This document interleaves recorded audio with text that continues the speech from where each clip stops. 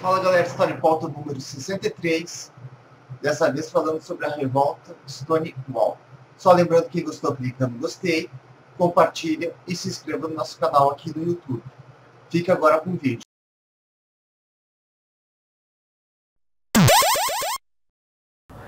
Buenas, hoje 19 de março de 2017, aqui na Voz do Morro, para todos os trabalhadores e ouvintes e estudantes, LGBTs, negros, juventude, classe proletária. Estamos aqui, mais um programa História em Pauta na Voz do Morro, e com a Felipe Amaro aqui, minha camarada e minha amiga. Gostaria que tu se apresentasse para nós aí, antes da gente pautar nosso assunto de hoje. Oi gente, meu nome é Felipe Amaro, eu sou LGBT comunista, faço parte do PCB, o Partido Comunista Brasileiro, tenho 22 anos e estou aqui hoje com a galera da Voz do Morro, é um prazer estar aqui com vocês. Muito obrigado pelo convite. Estamos aqui também no maquinário aí com o grande Rodrigo Rodrigues, está nos auxiliando aqui. Infelizmente hoje estamos com uma ausência aí, nosso colega, companheiro de grupo de estudo americanista, Cipriano Barata, o Fábio Mello aí está ausente. Mas nós a gente faz o programa de um modo coletivo, né? Quando um não pode, o outro vai lá e faz o programa. Então gostaria que tu, Felipe, nos dissesse primeiro como foi que tu chegou a ter conhecimento sobre o nosso tema de hoje, que é a revolta de Stonewall. Então, foi bastante engraçado, assim, porque desde que eu era muito pequena, eu sempre me interessei bastante por assuntos de pauta LGBT, assim, porque quando eu fui percebendo, assim, que eu era LGBT, eu sempre busquei na história, assim, referências que me fizessem me sentir menos sozinha, assim, de como eu não conhecia muitas pessoas LGBT, então eu procurava, assim, na história, assim, pessoas LGBT, assim. Então eu cheguei a ver as questões da Grécia, Roma, essas questões mais clássicas LGBT, e fui chegando, então, tipo, mais perto da Idade Moderna, assim, e conheci a revolta do Stonewall, assim, tipo, o movimento LGBT, assim, da Idade Moderna, assim, do fim do meio do século XX, ali, fim do século XX. E de que forma tu se identifica com a comunidade LGBT? Tu é qual das letrinhas do LGBT? Então, tipo, pro ouvintes, né, LGBT, para fazer, tipo, um negócio, a questão de explicar a sigla, né, é lésbicas, gays, bissexuais e transexuais. Também se fala, às vezes, LGBTI, que seria botar as pessoas intersexas, assim, as pessoas que nascem com a genitália não identificada, que se diz. Mas eu, Felipe Amaro, sou trans, assim, e é isso, assim. E sobre essa revolta de Stonewall, explique-nos dizendo qual é a importância dessa revolta para a comunidade LGBT. Então, a revolta do Stonewall, ela é muito, muito, muito importante, assim, é um fenômeno histórico, assim, que ele é muito reivindicado às vezes, mas ao mesmo tempo ele é muito pouco estudado, assim, do tipo, tu tem vários documentários sobre o assunto, assim, mas o aprofundamento que se tem é muito baixo, assim, porque ele vem de uma linhagem, assim, da organização LGBT. Eu acho que seria até interessante dar uma recapitulada, assim, da história do movimento LGBT, né? O movimento LGBT, ele começa a surgir, assim, quando tu tem os centros urbanos, assim, do tipo, quando as pessoas começam a acumular em cidades, uma cidade moderna, assim, o estabelecimento da sociedade burguesa, tu tem os centros urbanos e as pessoas começam, então, a justamente se identificar uma nas outras, assim, e a criar grupos sociais, comunidades, assim, com pautas reivindicatórias, assim. É um movimento que ele vem desde ali para o final do século XIX, início do século XX, assim, ele inicialmente na sociedade ocidental, né, na oriental são outro desenvolvimento histórico, mas na sociedade ocidental ele é muito mais forte ali na questão da Alemanha, assim. Já nos 1800, 1900, tu já tem membros do Partido Social Democrata Alemão, que na época nem existia ainda o Partido Comunista Alemão, assim, que depois vai rachar com a Rosa Luxemburgo, aquela questão toda, que eles já pautavam a questão do que eles chamavam de libertação homossexual, né, as questões homossexuais.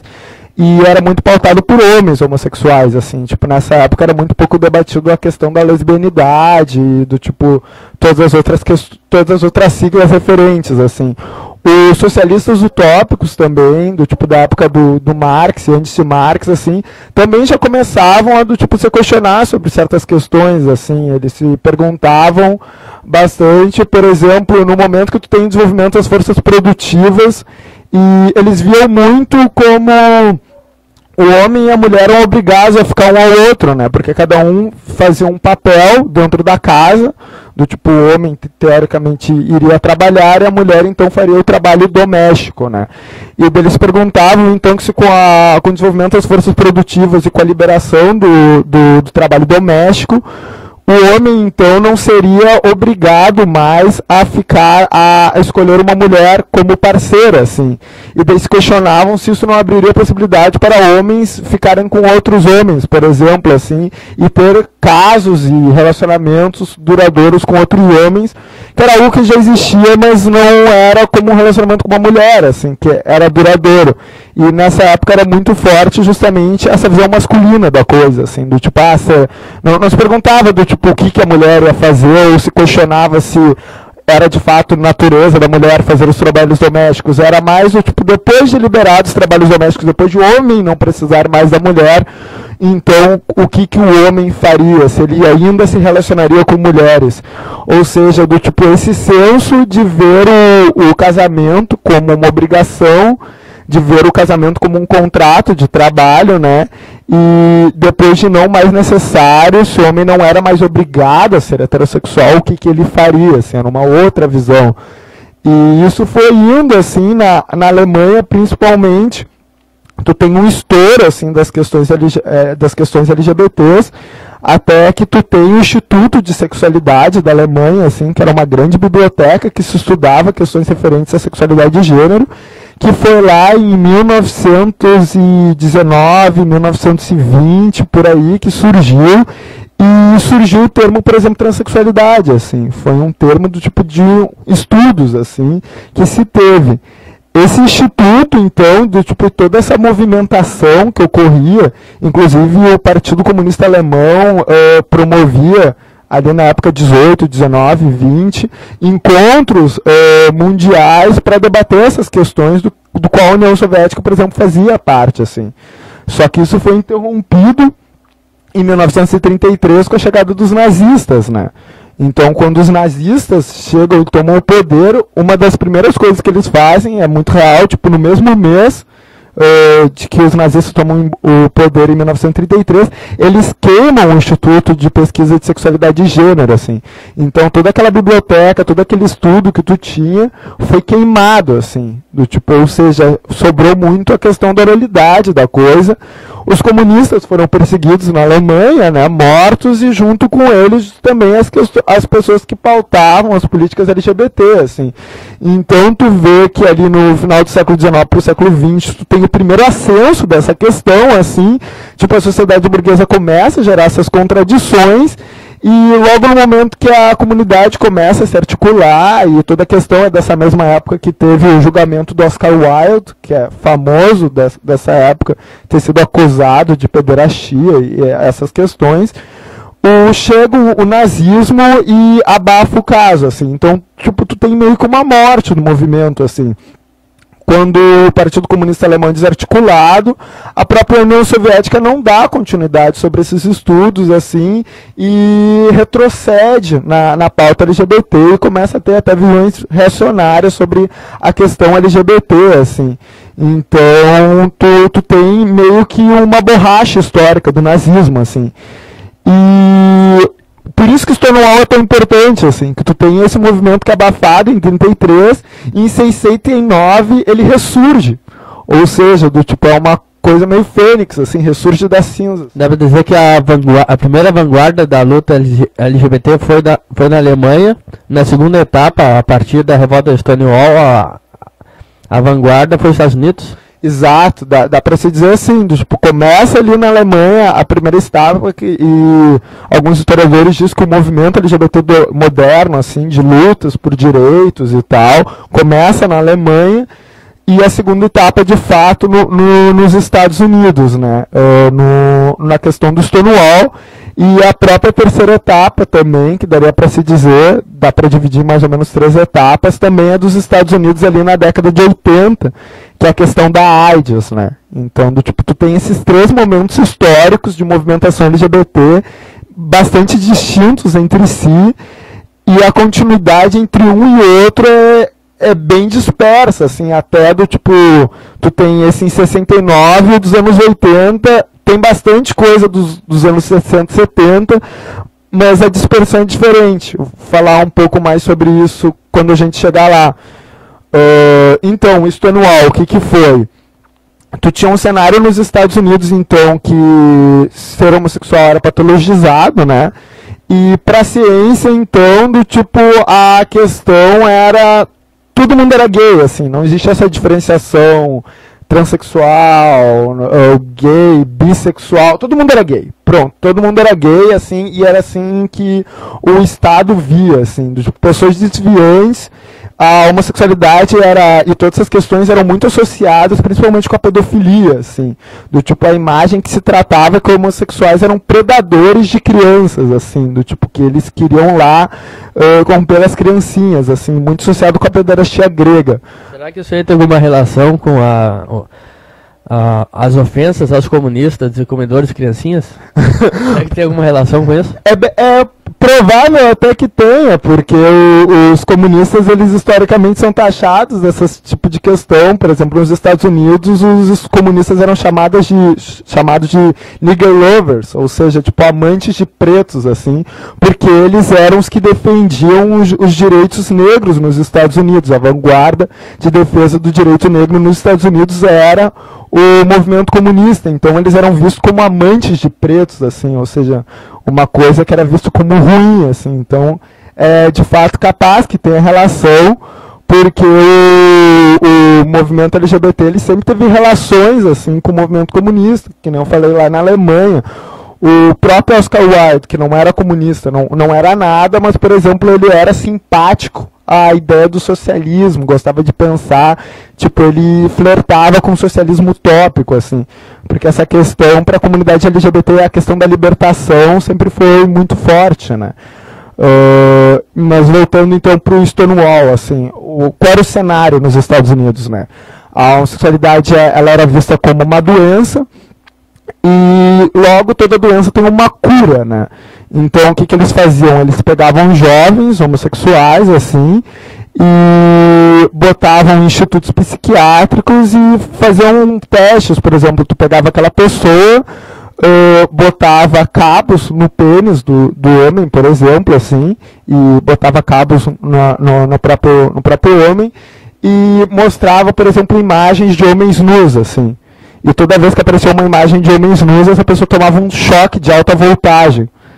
Ou seja, eram experimentos behavioristas, assim, tu ia associar, para a pessoa associar homens nus e beijos, imagens de homens se beijando, com ruim, assim, de tu tomar um choque, assim, e era assim que era a cura, sabe? Daí essa pessoa era liberada, daí imagina, né? A pessoa ia na rua, achava um homem bonito, ou uma mulher também, mulheres passavam muito por isso também, uma mulher achava outra mulher bonita, e daí qual era a lembrança que tinha? O choque, né? Aquele choque de alta voltagem nas genitálias, assim. Então era assim que se curava as pessoas, né? E em casos mais extremos, assim, porque as revoltas eram grandes, nos institutos psiquiátricos também, se ocorria para lobotomia. Ou seja, tu deixava a pessoa em estado vegetativo, basicamente, assim. E isso era a cura, assim. Esses exemplos aí de cura fazia parte do contexto aí do surgimento da revolta Stonewall? Sim, era algo que era recorrente nos Estados Unidos dos anos 60, assim. A gente, às vezes, tem essa imagem de que essas coisas são meio medievais, né? Mas é algo que não, estava ocorrendo ali nos Estados Unidos nos anos 60, assim, sabe? E de boa. É bom lembrar também que um pouquinho antes, já nessa época também, existia segregação nos Estados Unidos. Os Estados Unidos não era nenhum tipo de bonzinho da situação, ele usava métodos, e até hoje usa métodos assim terríveis. A própria Inglaterra tem o caso famoso, que teve até o filme, né, do Alan Turing, que era o grande matemático assim, que ajudou os aliados na Segunda Guerra Mundial. E ele foi castrado quimicamente, assim, do tipo, ajudou a Inglaterra na Segunda Guerra Mundial, e assim que o país imperialista retribui, assim, do tipo, castrou o cara quimicamente, assim, e era a cura, assim, idade moderna, tempos modernos. Totalmente anti-meritocrático, né? Pois é. E daí, o que acontece? Esse era o cenário, até a própria polícia, ela criava armadilhas para a população LGBT, assim. Por exemplo, os policiais fingiam que eram homossexuais e ficavam nos banheiros, assim. E daí eles marcavam encontros com homossexuais, e quando o homossexual chegava lá, eles prendiam o homossexual e levavam para o instituto psiquiátrico, sabe? Então era uma perseguição. Era uma perseguição, assim, que tu tinha dessas pessoas. Porque essas pessoas, é sempre bom fazer o link, né? Essas pessoas, geralmente, também, elas eram cada vez mais simpáticas às ideias comunistas, às ideias anarquistas, às ideias de libertação, né? Então, do tipo, a perseguição dessas pessoas não deixa de ser, de certa forma, a parte da grande perseguição comunista que havia na época, assim. Porque tu pegava justamente os grupos sociais que tinham mais tendência em do tipo se rebelar, em ter ideias libertárias. Então, isso era algo muito recorrente. Também existia uma lei que proibia as pessoas de usar mais de 3 peças de roupa, com roupas que não fossem do gênero delas, né? Ou seja, do tipo, os homens não poderiam usar um salto alto, um vestido e um colar, senão tu era preso, assim. Então, e geralmente isso passava, se tu visse pelo menos com 2 peças, tu não era preso, mas tu passava por uma sessão de espancamento, assim. O que começou a ocorrer é que essas pessoas ficavam sem empregos, eram marginalizadas, população de rua era muito forte, assim, e sempre interessante notar que grande parte dessa população era negra e latina, né, do tipo os imigrantes de Porto Rico e a população negra, os afro-americanos dos Estados Unidos, assim.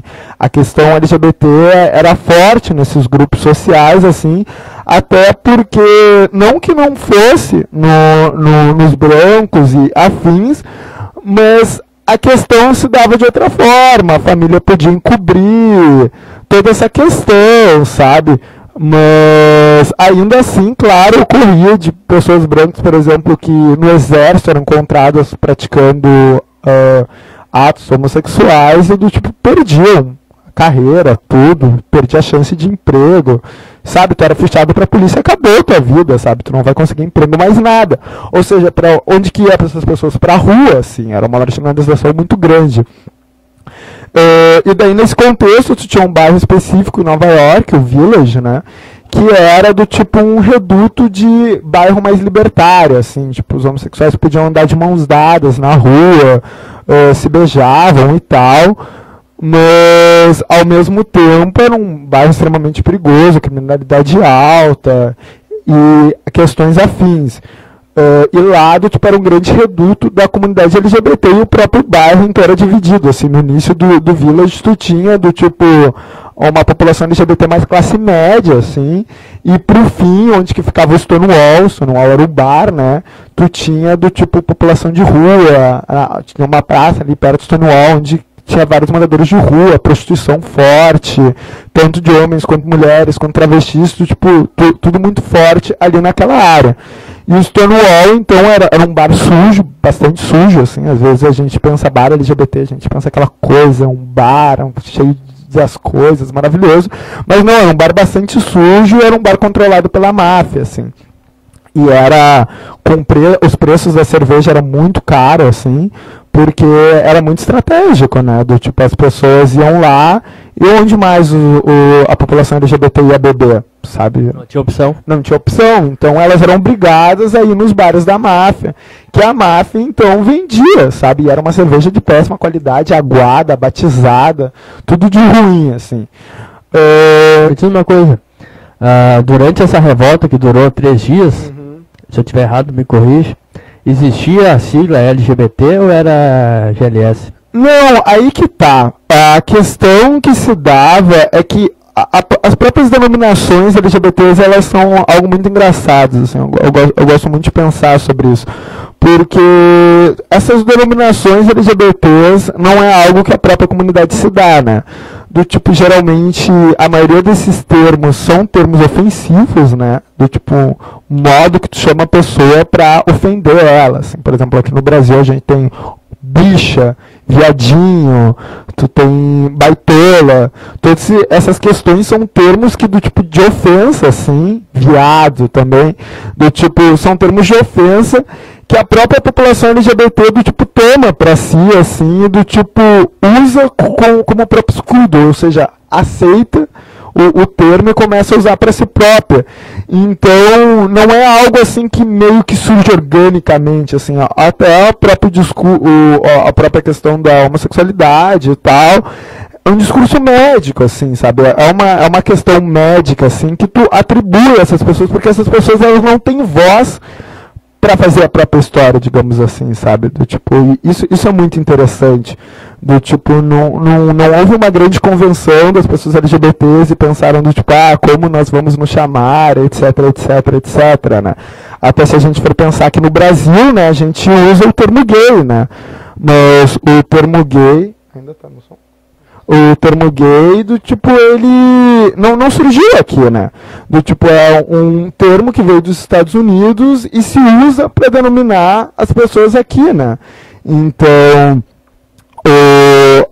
as pessoas pegavam, olhavam um homossexual e diziam, tu é gay, sabe? E daí, do tipo, a pessoa fica, meu Deus, do tipo, não sabe o que é? Eu me lembro, uma coisa que me marcou muito na minha vida foi quando eu tinha 9, 10 anos por aí. Eu me lembro que um colega de inglês meu, eu nunca vou esquecer isso, pegou e falou pra mim, tu é gay. E falou assim na minha cara, assim, tu é gay.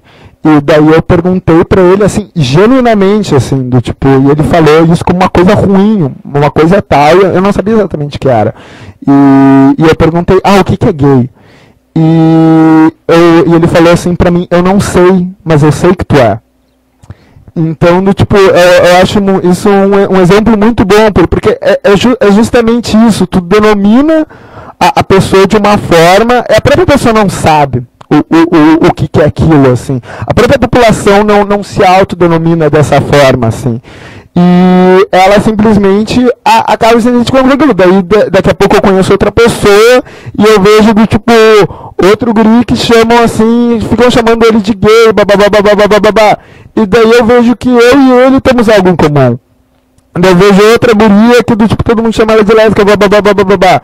E daí eu vejo que eu e essa guria temos algo em comum também. E é assim que vai formando, sabe? Não é... a população gay se uniu toda, do tipo, nós sabemos que nós somos LGBTs, vamos nos unir, criar os nomes e tal. Então, por exemplo, na época, grande parte das lideranças do movimento Stonewall, por exemplo, a Marsha P. Johnson, a Silva Rivera, elas se denominavam transvestites, ou travestis, né?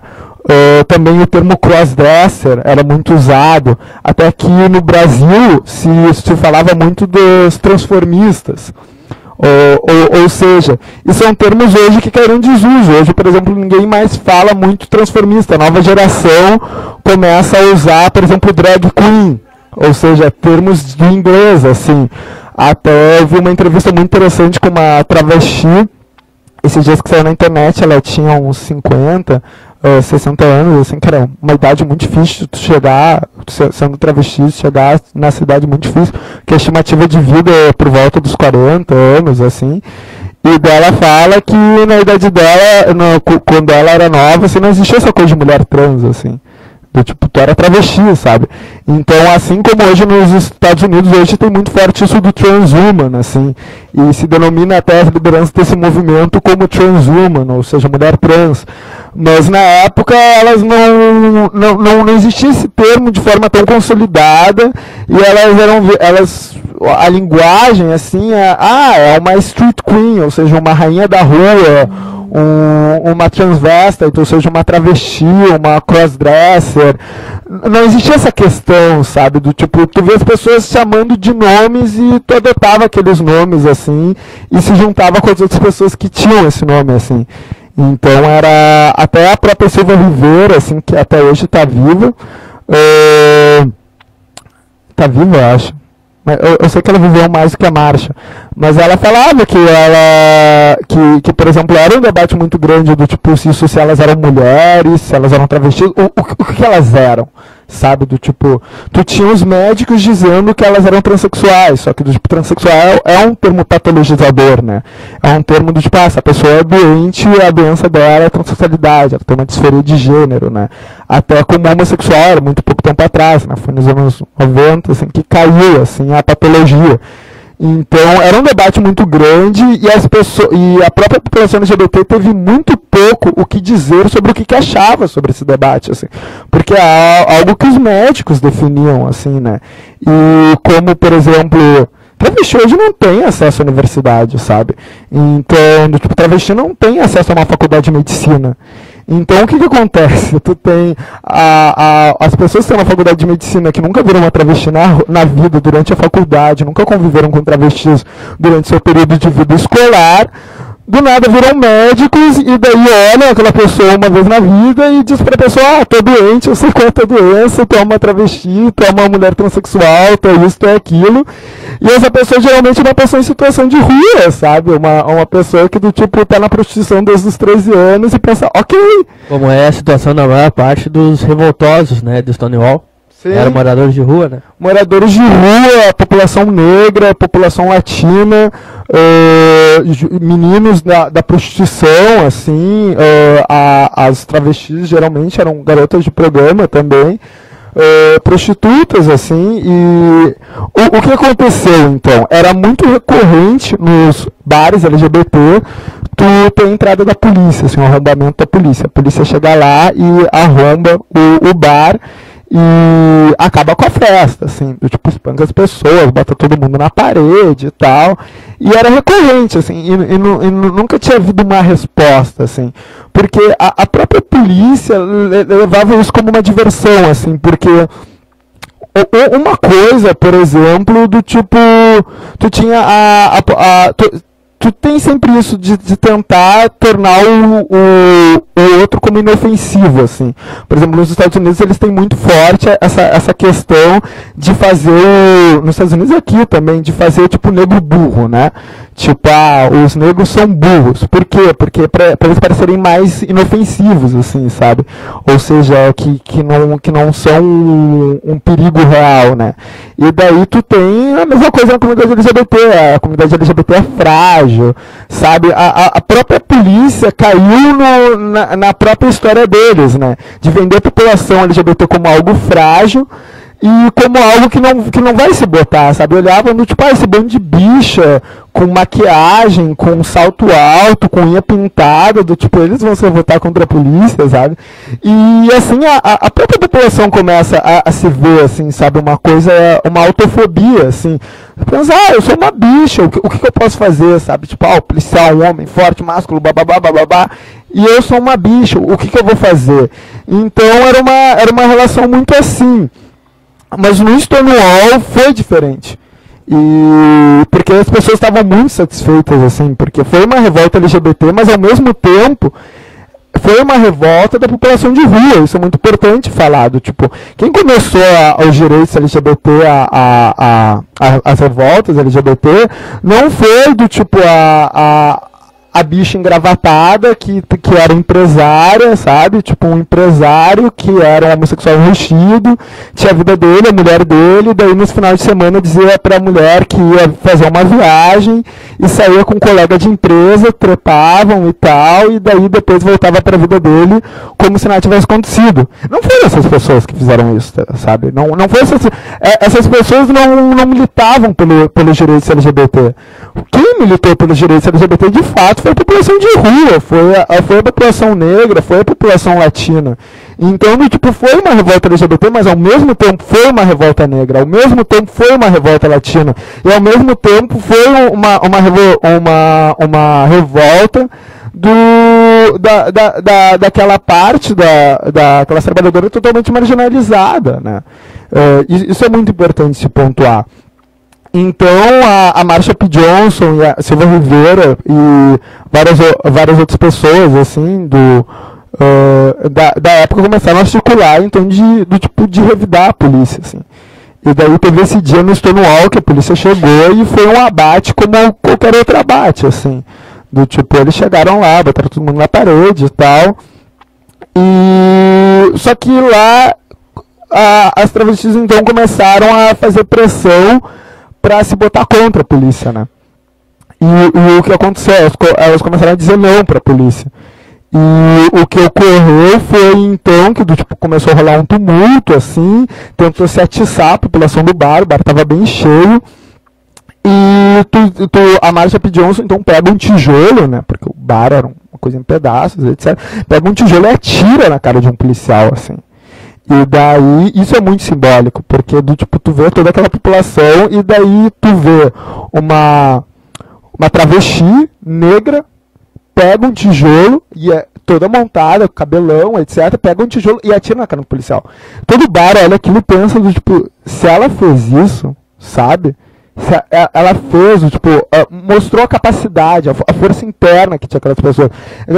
E tinha, claro, todo o contexto que tinha nos Estados Unidos na época, assim, foi a época do tipo dos movimentos sociais negros, né? Então, tipo, as pessoas começaram a refletir do tipo, a população negra está lutando pelos seus direitos. A população, as minorias étnicas, às vezes que a gente não fala dos Estados Unidos, os chineses também estavam se organizando contra o racismo que ocorreu com eles nos Estados Unidos. Os latinos estavam se organizando contra o racismo com eles, estavam correndo por isso.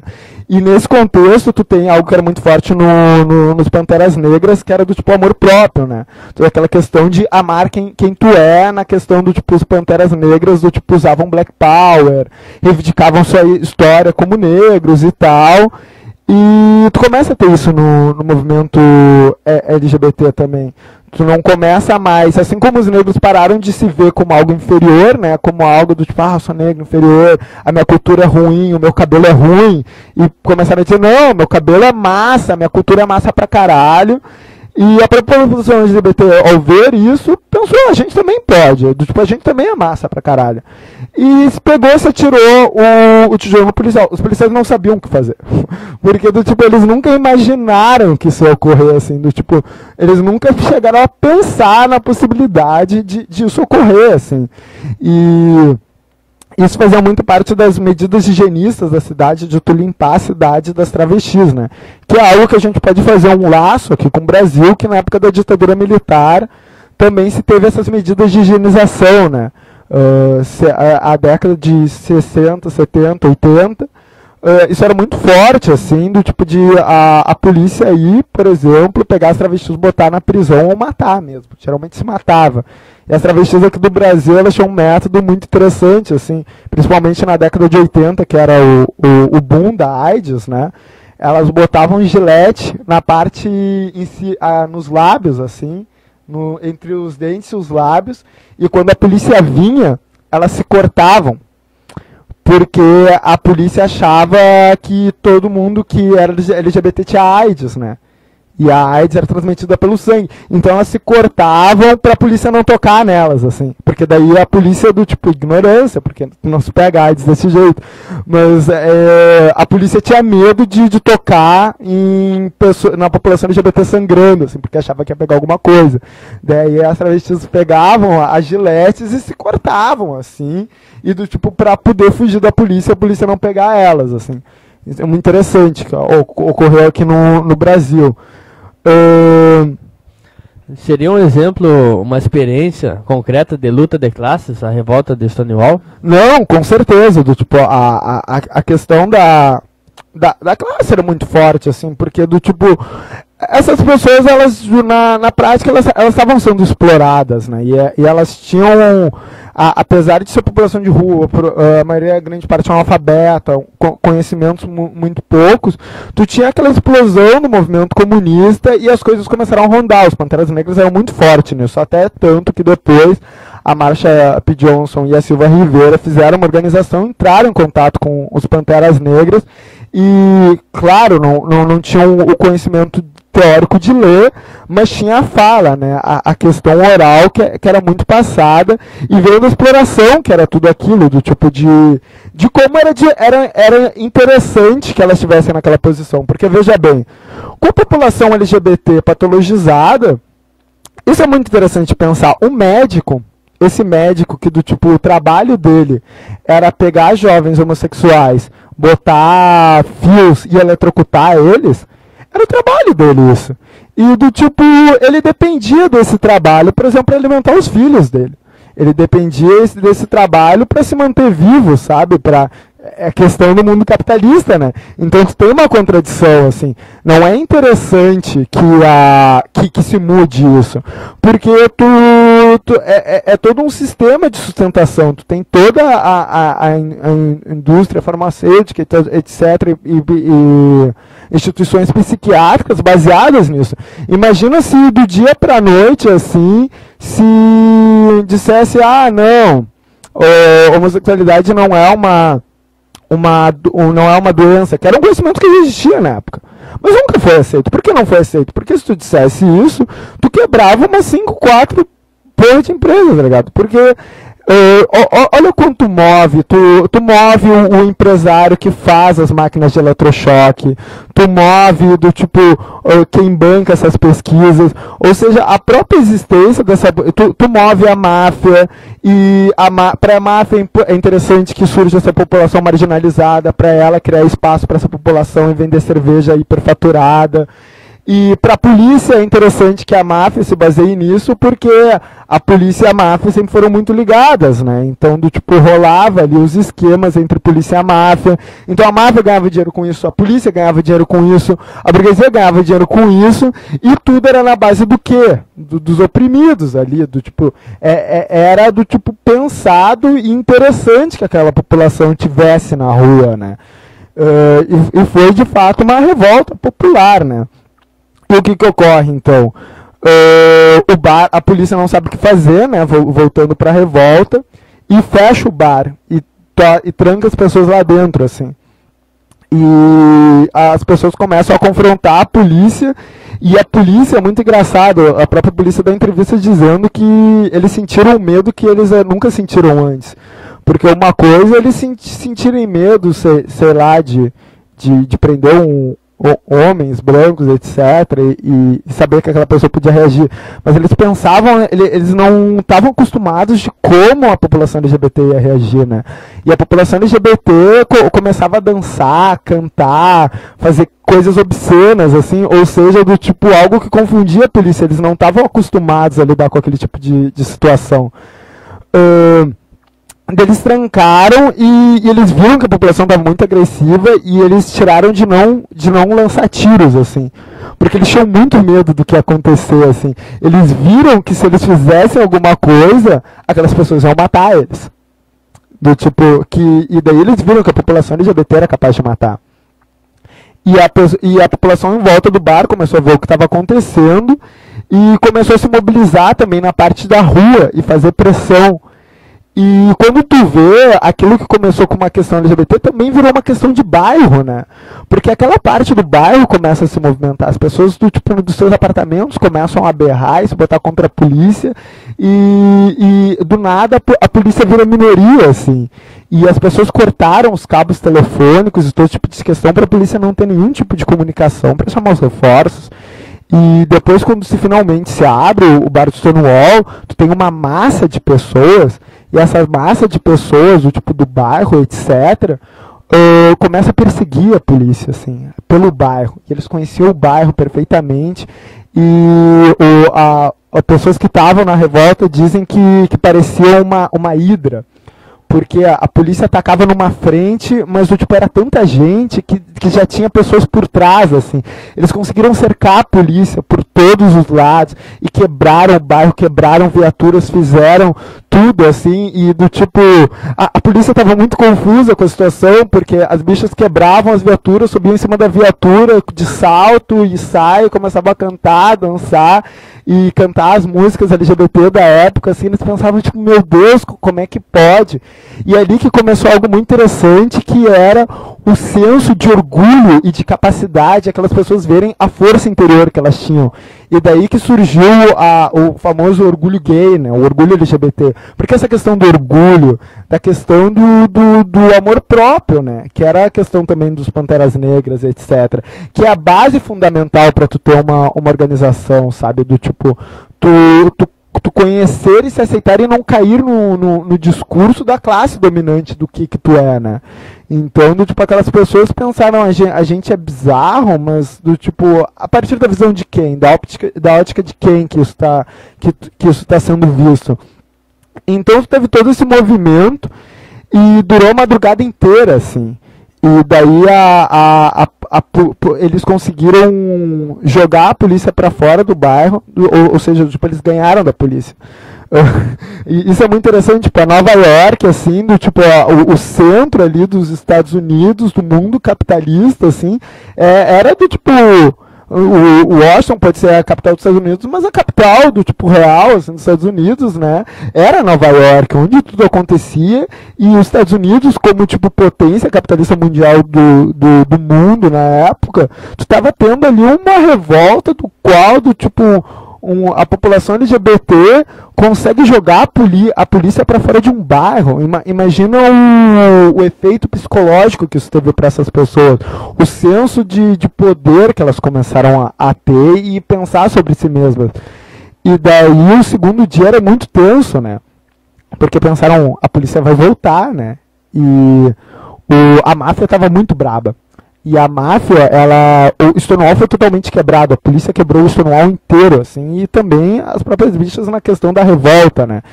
E na segunda noite, a máfia reabriu o Stonewall, só do tipo de desprezo pela polícia. E toda a população LGBT também foi para o Stonewall, para ver do tipo se a polícia ia voltar lá. E todo o bairro estava lá. E a polícia voltou lá. E daí, do tipo, tu reinicia tudo aquilo, assim, e as pessoas mal dormiram e já reinicia a revolta, e tu tem caco de vidro por tudo que é lado, as pessoas começam a tirar coisas dos seus apartamentos e começam a fazer materiais de agitação e propaganda. Ou seja, o senso de organização começa a aparecer e começa a expor para o resto do bairro, para o resto de Nova York, o que estava acontecendo, porque eles sabiam que a mídia não ia falar. Então eles começam a falar da relação da polícia com a máfia. Ou seja, do tipo, eles botam do tipo a relação que a polícia tinha com a máfia e justamente explora a questão de classe, de como era interessante todo o preconceito com as pessoas LGBT para sustentar tudo isso. Eles até pegavam e jogavam moedas na polícia, assim, dizendo de como eles eram vendidos, assim. Ou seja, eles queriam expor para a população a corrupção da polícia, assim. E daí começa a ter o germe da crítica da sociedade burguesa, assim, através da prática que se estava tendo.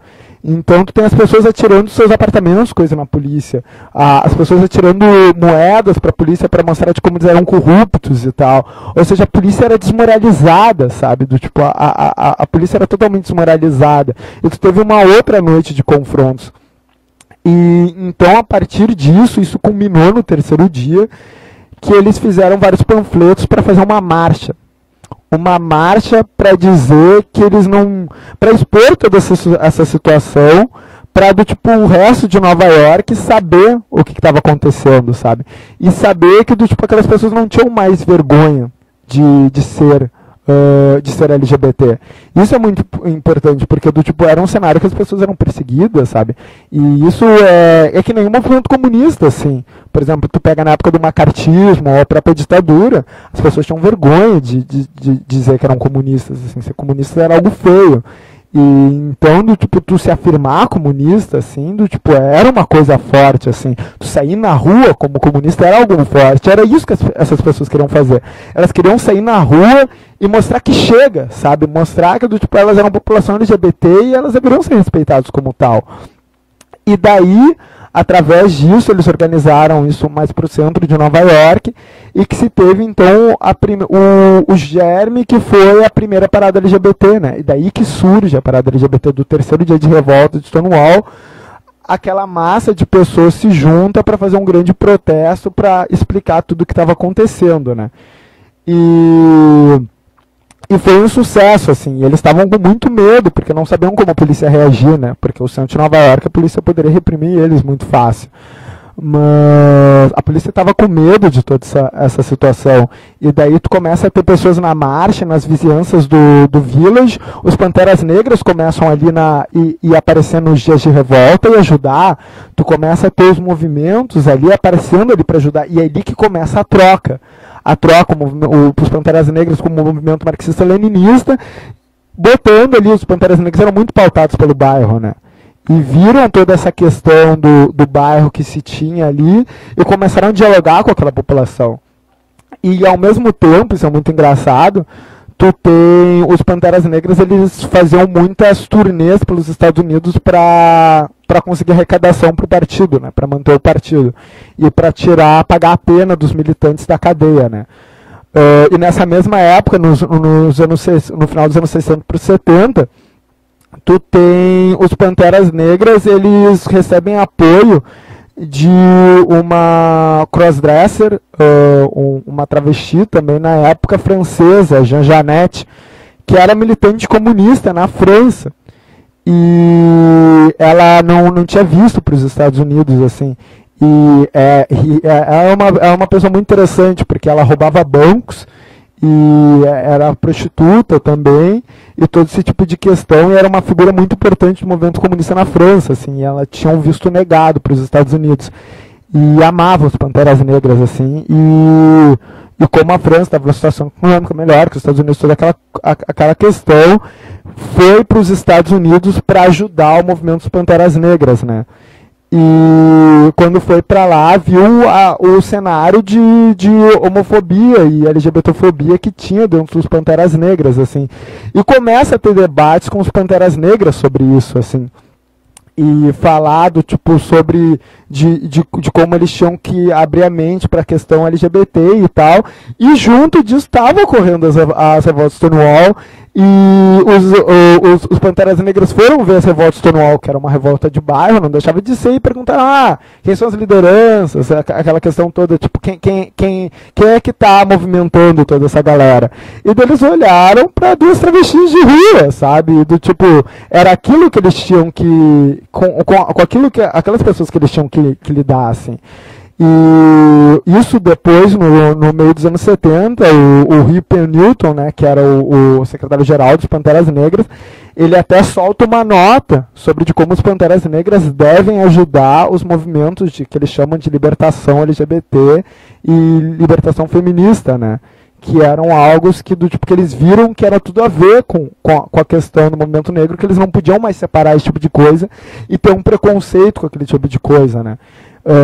Então tu tem, daí a Silvia Ribeiro e a Marsha P. Johnson começa a surgir, então, movimentos organizados, né? Elas criam o STAR, que é o movimento de travestis de rua revolucionária, que é um movimento de ocupações, assim. Esse movimento começa a ter apoio dos Panteras Negras, os Panteras Negras começam a dar formação teórica para essas pessoas. Ao mesmo tempo, tu tem a Jean Jeannette, em outro estado, fazendo todo esse trabalho. Ela virou muito amiga da Angela Davis, inclusive, para falar das questões feministas e a própria questão LGBT. Então, tu tem uma mistura das coisas, assim, a população de rua. Hoje a gente tem essa visão, o movimento LGBT é uma coisa, o movimento negro uma coisa, o movimento latino outra coisa, o movimento das mulheres outra coisa.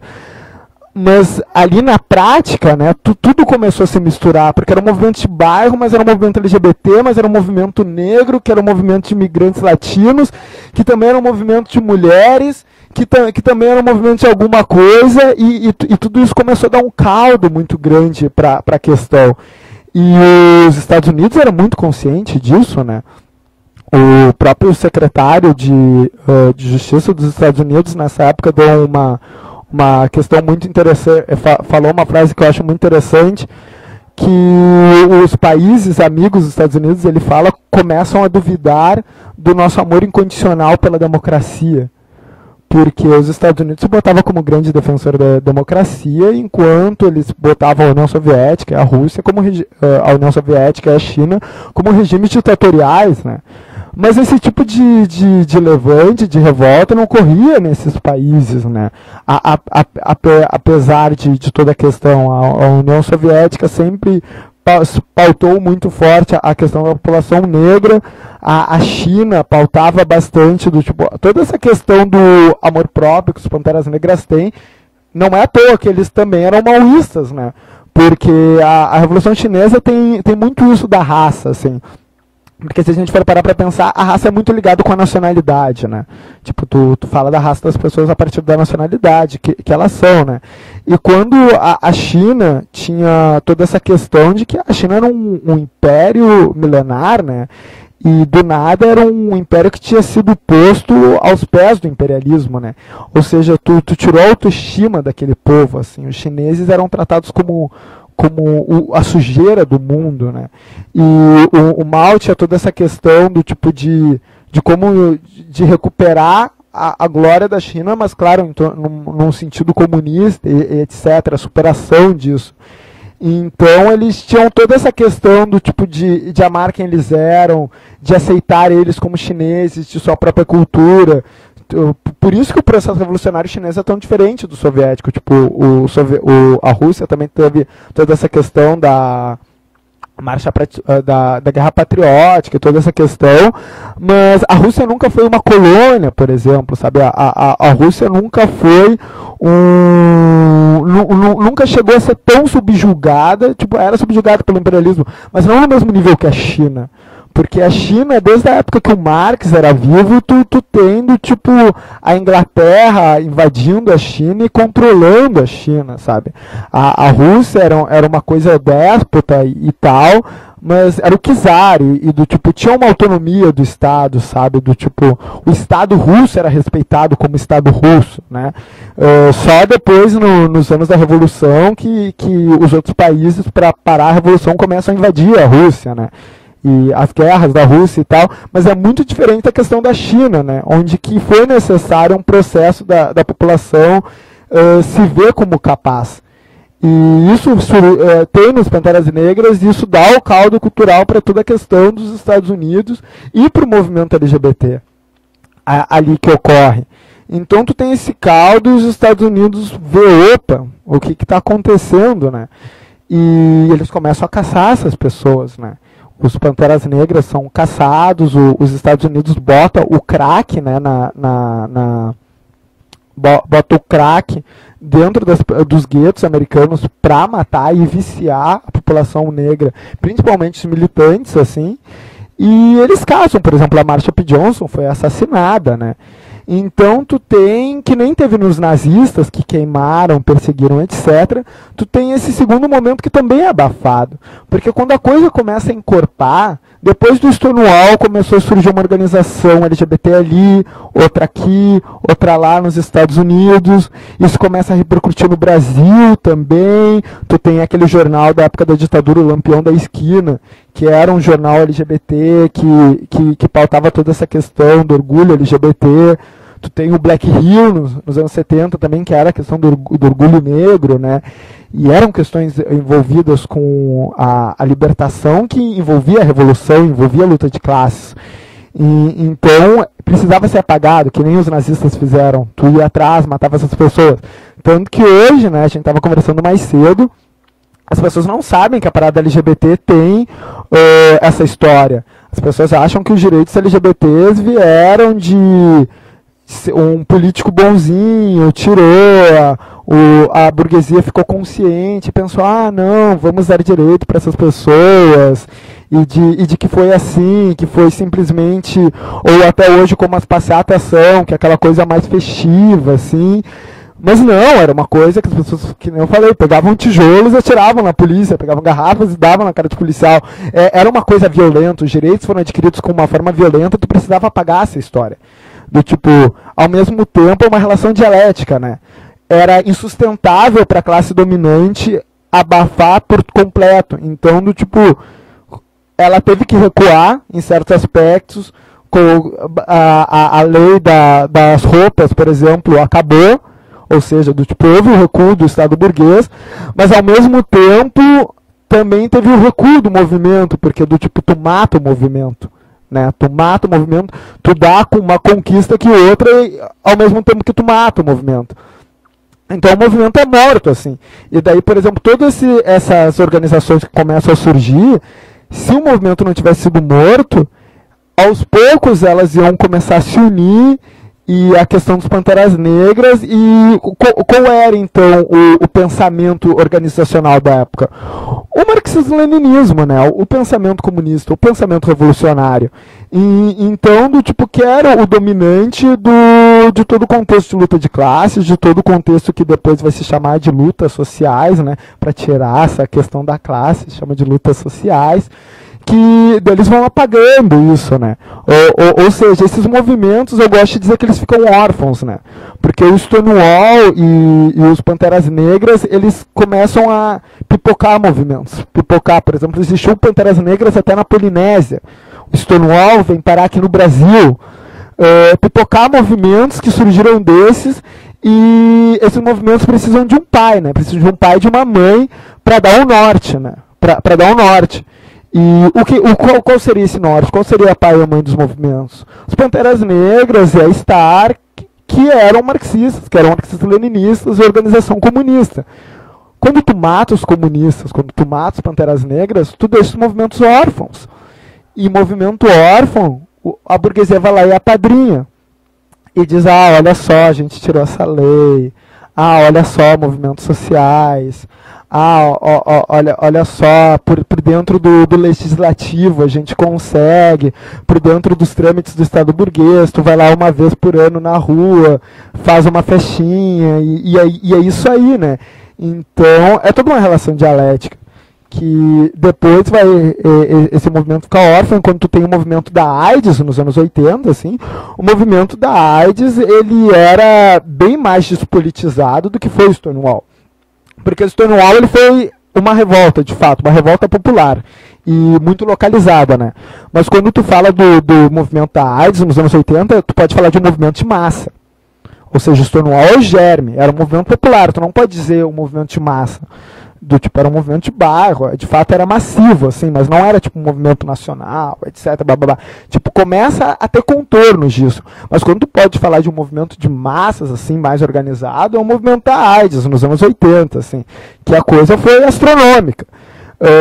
E eram movimentos órfãos, sabe? Um movimento que tinha essa história do Stonewall, mas os líderes do Stonewall e os Panteras Negras estariam vivos na época do movimento da AIDS. Assim, a Marsha P. Johnson, hoje, teria 71 anos.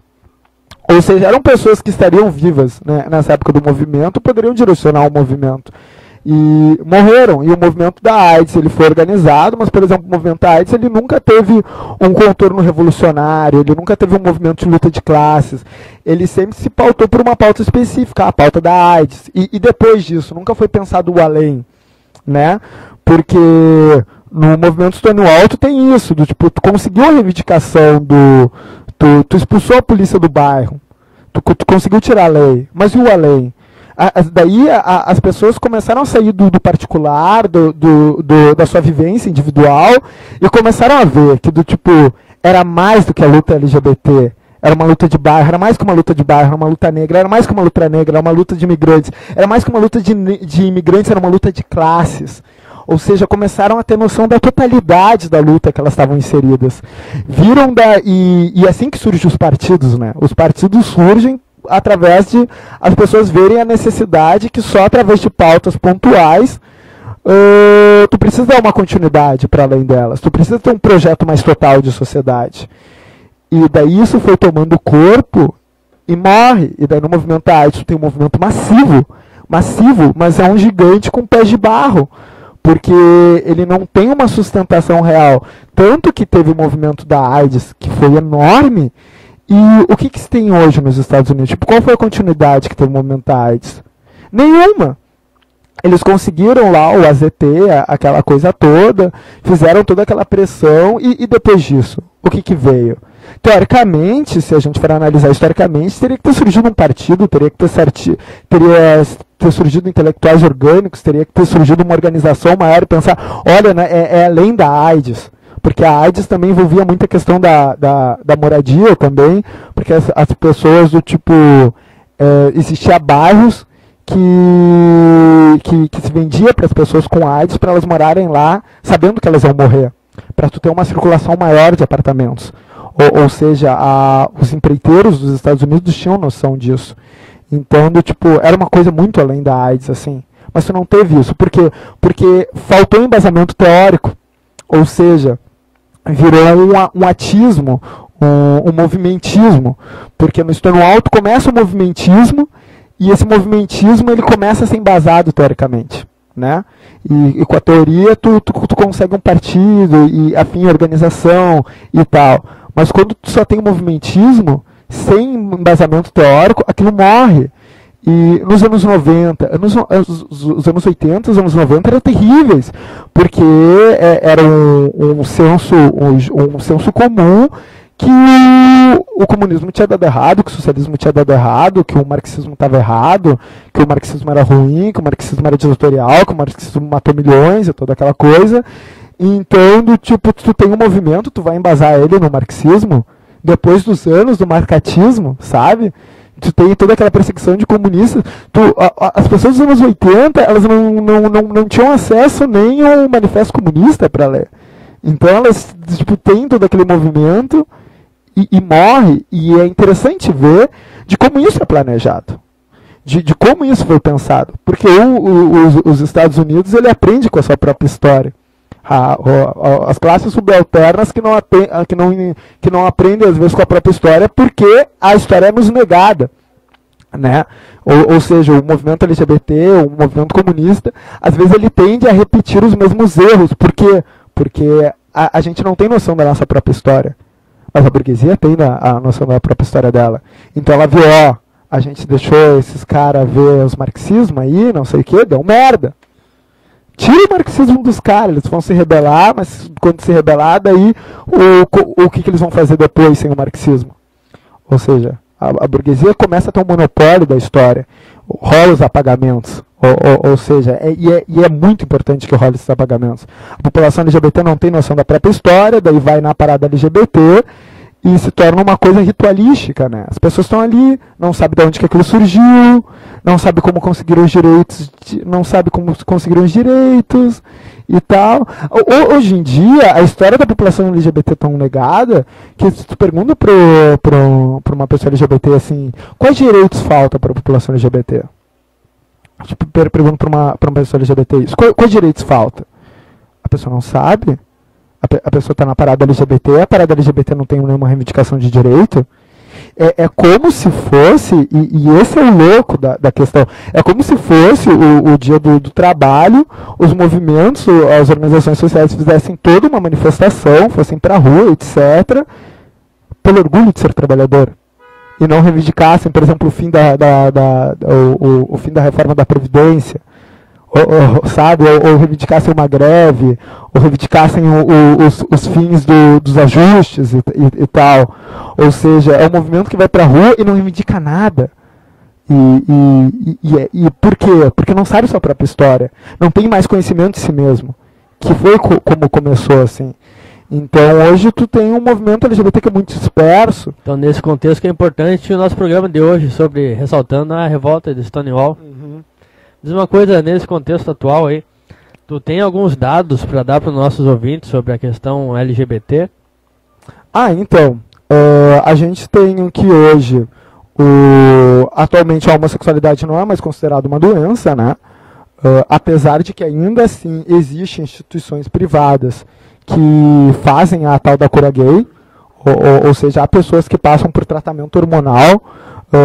Nisso, os LGBTs que são de ciclos religiosos são muito vítimas disso, assim, porque há instituições privadas ligadas que fazem sofrerem isso, mas o Estado não reconhece, né? A transexualidade ainda é vista como uma doença. A transexualidade não saiu da lista de doenças, é vista como uma doença pelo Estado, logo tem cura. E por isso que teoricamente a população transexual tem acesso ao SUS gratuito, né? Que tem a cirurgia de vaginoplastia e afins como cirurgias gratuitas. Por quê? Porque é visto como uma cirurgia de uma doença. Tu está curando uma doença, não é uma cirurgia estética. Uma coisa é uma mulher cis botar silicone, né? E outra coisa é uma travesti botar silicone. A travesti fazer uma vaginoplastia, um silicone, não é visto mais como uma questão estética, e sim que ela está curando uma doença. Ou seja, essas questões se tornam gratuitas porque é visto como uma doença. Então é uma contradição. Ao mesmo tempo que a população é vista como doente, ela tem acesso à saúde por causa disso. Daí se tem um debate muito grande. É interessante para a população que isso pare de ser visto como uma doença, porque no momento que não é visto mais como uma doença, a gente perde o atendimento médico. De modo, pensando pela questão imediata, né? É interessante que continue sendo. Exato. Mas a longo prazo é melhor o contrário, né? Exatamente, é um debate muito grande. O que mais que a gente pode falar sobre a questão? O Brasil, né, é o país que mais mata travestis e transexuais no mundo. E o primeiro lugar.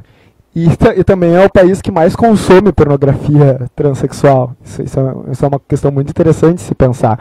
E também o segundo lugar que mais mata travestis e transexuais no mundo é o México. Só que o Brasil mata o dobro que o México mata. Ou seja, o Brasil mata o dobro do que o segundo colocado mata. Então tu tem realmente o que se chama de travesticídio, né? Tipo, essa população, ela é exterminada, assim. Tu não vê travestis na faculdade, só muito raramente. E 90% da população travesti transexual está na prostituição. E isso é algo muito inédito. E 0% está na burguesia. 0% na burguesia, justamente. Isso é uma coisa muito inédita, porque não existe nenhum outro grupo social que tu possa dizer 90% de mulheres, por exemplo, estão no mesmo ramo de trabalho. Não existe nenhum outro grupo social que tu pode dizer 90% dele está no mesmo ramo de trabalho. No travestis transexuais tu pode dizer isso. 90% está na prostituição. E os outros 10%? Grande parte desses 10% está no serviço terceirizado. Ou seja, faxineira e telemarketing. São os outros dois grandes empregos que contratam travestis e transexual. Daí disso sobra o que? 0, alguma coisa de pessoas travestis transexuais que conseguiram chegar na faculdade, às vezes nem isso, né? E é uma situação crítica, assim, não é reconhecido pelo Estado esse estágio de como a questão está, né? Bom, vamos chegando ao final do programa. O Rodrigo tem alguma questão para fazer para o nosso convidado sobre a revolta de Stonewall ou algo relacionado à comunidade LGBT? Opa, na verdade ia ficar estranho, porque como eu estava preparando agora também outros programas, eu não acompanhei, né, na íntegra aí o debate e tal. Mas assim, estava falando sobre essa questão, essa temática, né, eu estava lembrando agora de um filme que eu assisti esse tempo, agora não me recordo exatamente o nome, mas ele fala ali da primeira greve unificada, né, entre os operários mesmos, os trabalhadores do sindicato e os LGBTs organizados, né. Eu lembro que isso acho que culmina também na marcha do Stonewall, né, que o pessoal do sindicato vai apoiar porque, assim, é até uma história real, né, na verdade, o filme. Eu não consigo lembrar o nome agora do filme, mas em si ele começa toda com essa questão da comunidade LGBT se organizando pela questão dos seus direitos, e quando eles enxergam a greve, se eu não me engano, era dos mineiros, isso, a greve dos mineiros, e eles vão prestar solidariedade aos grevistas, né? E até então se fazia, né, naquela época aquele caixa de greve e tal. E os LGBTs foram os que conseguiram mais arrecadar em apoio aos mineiros. E os mineiros chegaram a sofrer muito preconceito na própria comunidade, por estarem aceitando, né, grana de gays e lésbicas e tal, de viados. E também da central sindical na época, assim. Mas com esse apoio mútuo, né, eles acabam conseguindo romper esse isolamento, até mesmo para dentro do sindicato, o apoio. Então eu lembro assim que o final do filme é isso, né, quando vem a questão, né, da luta dos direitos civis e tal, e tá lá a comunidade LGBT lutando pelos seus direitos, o pessoal do sindicato consegue levar em peso o grupo para apoiar os caras. É bem interessante, eu vou procurar o nome, cara, mas eu não sei se tu já... Sim, e eu acho que isso foi na Inglaterra, né, na Tátia, e ocorreu um caso muito parecido, na verdade, aqui no Brasil, que é o que se pode dizer, assim, de um movimento LGBT classista mais organizado, assim. Nos anos 80 era a greve do ABC, assim. Tu começa a ter grupos LGBTs, assim, que começaram a se organizar em organizações independentes, porque aqui no Brasil isso sempre foi muito tabu também, né? Que nem tu falou, tipo, as organizações do proletariado tinham muito preconceito. Então, tipo, os partidos em geral não aceitavam do tipo a comunidade LGBT organizada reivindicando seus direitos. Então tinha grupos externos, assim. E esses grupos aqui no Brasil, eles começaram a ter um grande debate nos anos 80, então, de como deveria ser a atuação deles, né? E é o que se chama na história do LGBT do Brasil do racha do piquenique, porque eles eram um grupo grande, assim, e estava tendo as greves do ABC. Daí eles queriam ter a primeira grande manifestação deles, de ir pra rua, né? Eles queriam, se organizaram e tal, pensaram, tipo, qual vai ser a nossa primeira aparição pública. E daí uma parte do grupo queria fazer um piquenique. Foi no 1º de maio, de 80 e alguma coisa. E uma parte do grupo queria fazer um piquenique porque estava com muito medo de ir nas greves ABCs, porra, sabe, tipo...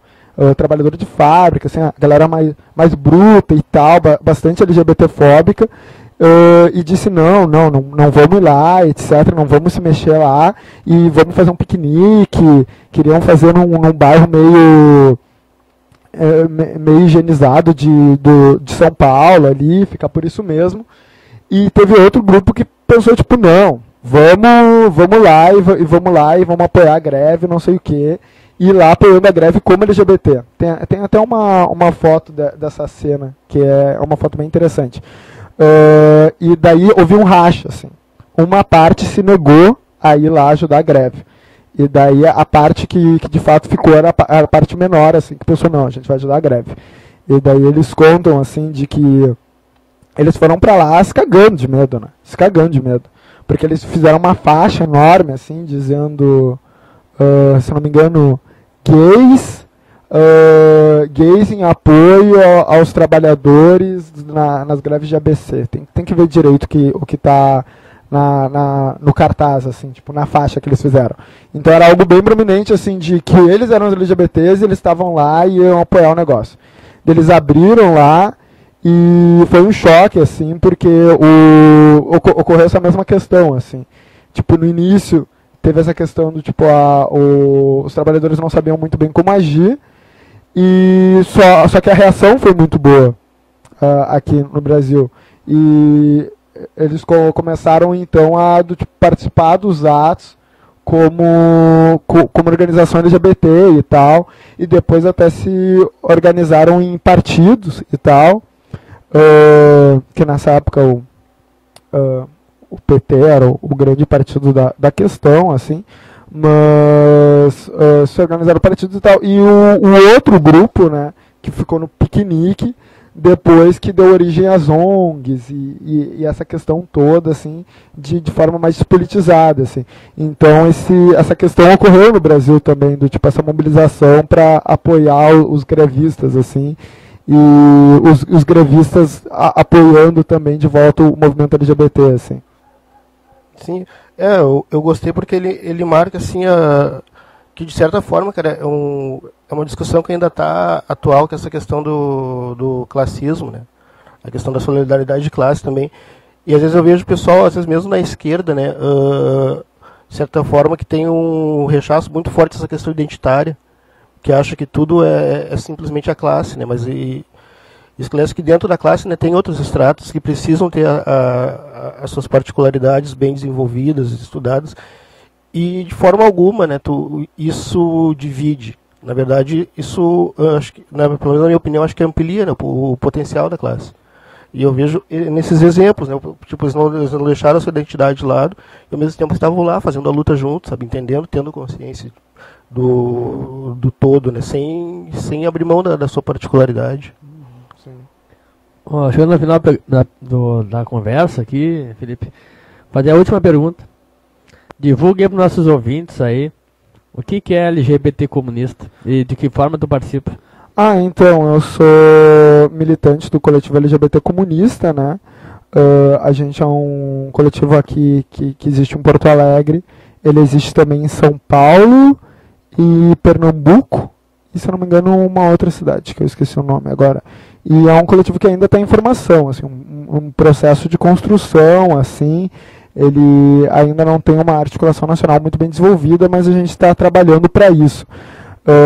A gente tem uma página no Face, que é LGBT Comunista RS, assim, para quem quiser nos conhecer, pode ir lá e conhecer nós, conversar, mandar uma mensagem, e que a gente responde, assim, se quiser conhecer mais, se organizar e tal, ou até tirar algumas dúvidas. Bom, então, chegando ao final do programa aqui, agradeço a tua participação. Infelizmente, peço desculpas aí aos ouvintes que estavam esperando a voz do Melzinho, do Fábio Melo. Não tem nada a ver com o padre Fábio de Melo, né? Ele está numa viagem aí. Então, no próximo programa a gente vai estar junto aí. Muito obrigado à audiência de todos, um abraço no coração aí, principalmente falando aos trabalhadores e estudantes aí do Morro Santana, do Brasil, e de todo mundo pela internet. Então, queria que tu deixasse um recado final aí, Felipe, para os nossos ouvintes. O recado final, bastante isso que o companheiro disse, a questão de ampliar o debate sobre a questão das lutas, assim, da população LGBT, da população negra, que ainda é um debate muito atual e tem que ser muito desenvolvido a relação que isso tem com a classe, o classismo e o fortalecimento, como o companheiro falou, e para justamente isso, a galera ter orgulho, ter consciência de classe, ter consciência do seu setor, do que faz parte, e afim, e se organizar da forma que for, assim, tentar se organizar.